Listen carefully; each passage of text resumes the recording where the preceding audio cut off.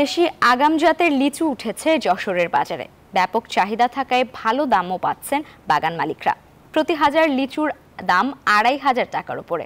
টানা তাপপ্রবাহের ফলন বিপর্যয়ের ক্ষতি কিছুটা হলেও পুষিয়ে নিতে পারছেন তারা। যশোর থেকে বুলবুল শহীদ খান হিমেলের তথ্যচিত্রের ডেস্ক রিপোর্ট। আগাম জাতের দেশি লিচুতে ভরে গেছে যশোরের বাজার। চারিদিকে ক্রেতা বিক্রেতার হাট ডাক যেন শুরু হয়ে গেল মৌসুম।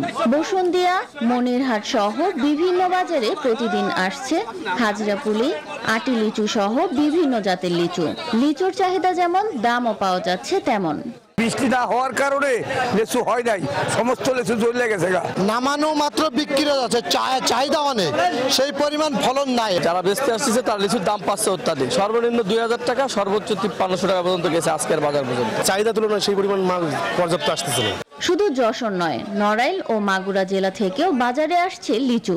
ব্যাপারীরা নিয়ে যাচ্ছেন ঢাকা, চট্টগ্রাম, বরিশাল সহ দেশের বিভিন্ন জায়গায়।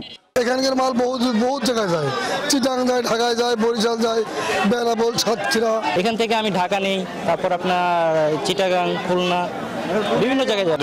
অনেক ভালো, কারণ নিচে এবার অনেক রোদের তাপমাত্রা নষ্ট হয়ে গেছে, তো সেখানে আমরা দামটা পাচ্ছি, আমরা সন্তুষ্ট। দামের কারণেই তো মনে আছে লাভবান হবে না। ফল ধরন ভারী কম, কিন্তু দামের কিছুটা আমরা মোটামুটি পুষায় যাচ্ছে।